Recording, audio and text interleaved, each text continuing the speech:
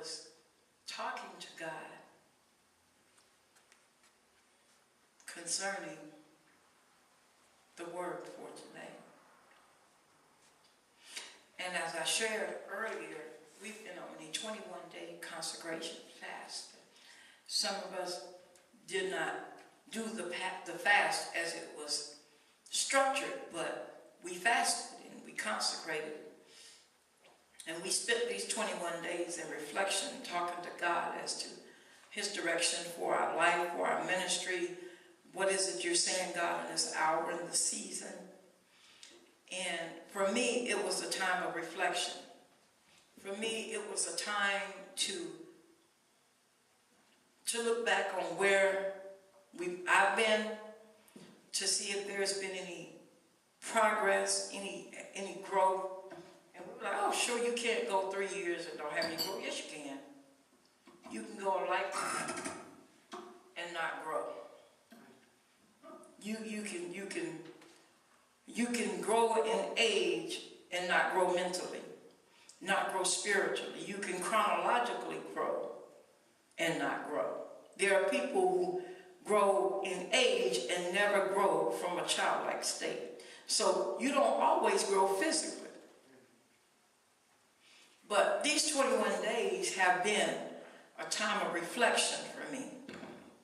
A time whereby I've asked God to show me me. Show me the good, show me the bad, show me the ugly. Just show me me. Because it is my desire to become better. To be all that you call me to be, all that you have prescribed for my life. That is my desire. And I cannot fulfill my desire if I don't know. I can't fulfill his desire if I don't know where I am in the process. That's just like any area of your life. You can't go to college and not know how close you are to graduating. You just go into school. Well, how long have you been in school? 6 years? Well, when you gonna graduate? I don't know.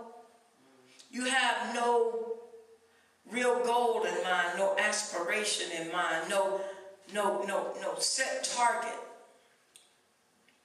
And so it is with that in mind that when I was preparing today, God took me to a biblical character called Abram. And everybody knows pretty much a little bit about Abram. Abram was the man, the name before God changed this biblical character's name to Abraham. He was Abram when he was coming out from among his kin people. If we look in Genesis 12, beginning in the first verse, it is here that God calls Abram. He says, now the Lord hath said unto Abram, get thee out. Hallelujah. Not stay in, not hang around. He said, get thee out of thy country and from thy kindred and from thy father's house unto a land that I will show thee. He said, I want you to come out from everybody and from everything that you're familiar with. Not just from your kin people, not move out your daddy's house to the house around the corner. He said, I want you to come out of your entire country. That's like moving from the United States to England. You out your country. You're from around people who you're familiar with. You're from around customs that you're familiar with. He said, I want you to leave everything and everybody. Take your family and go.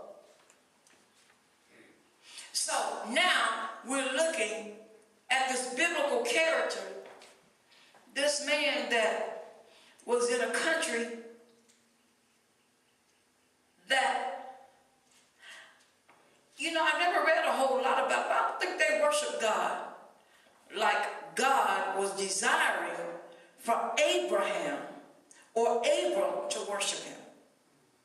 Sometimes you're around people that have gone as far as they're going to go. They can't go no further. They have capped out. And God is saying to you, I need more from you. I need you to go higher than where you are. I need you to go to a place that you've never been before. I need you to encounter some things that you've never encountered before. But if you stay where you are, you will never reach what I have for you. You'll never go where I want you to go. You'll never meet the people that I want you to meet, because right here in this situation that you're in, you capped out. These people can't go any higher. They don't have a desire to go beyond where they are. But I see something in you. And sometimes God is talking to us. We're the only one in our whole family that God pulls out. And he says, I see something in you. I have placed something in you from the foundation. There's a jewel in the mud that I'm trying to uncover. And you're looking at your family and say, why am I so different?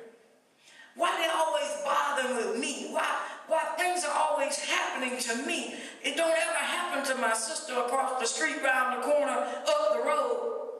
Don't ever happen to my brother round the corner, up the street, up the road. It's always me. Why am I different?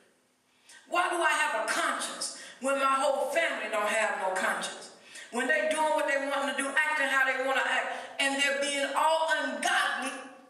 Every last one of my brothers and sisters in jail have been, will go, have gone, for the same thing. But God got that one. He said, yeah, I might have went there, but I ain't trying to go again. I want to live different. I found out something different. My mind is telling me I can do better. My mind is telling me, my heart is convicting me of this thing. Why is it that you are the one that can't sleep at night because you got this stuff running through your head? I know I shouldn't live like this. I know I shouldn't do this. I know I shouldn't act this way. Nobody else's conscience is bothering them, but God has picked you. And he says, I want you to come out from your country.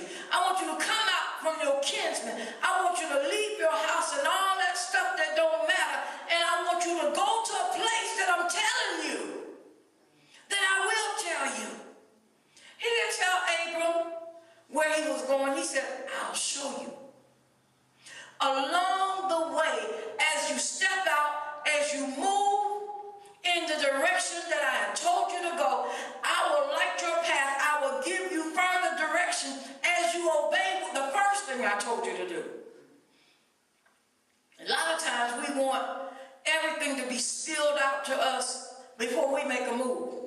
I'm like that. I want to know the whole process. I want to know what's going to happen, when it's going to happen, why it's going to happen. I got a lot of questions. But here is the thing. God is saying, with me, I need you to do one thing, which is going to turn into a lot of things. I need you to trust me. And when we're going through, and when God is shifting us and taking us in a different direction, sometimes it's hard for us to trust him because we don't see him. We can't trace him. All we got is a word that we're going on. All we got is a word to depend on, and that word, my husband said, that one word changed my life. There is one word sometimes that God is speaking to us that's going to change the whole parameters of our life. But we got to do the first thing, and it is trust the word. So can you trust me? God spoke some very specific things in this 12th chapter to Abraham, or Abram. He says, I will bless them that bless thee, and curse him that curse thee, and in thee shall all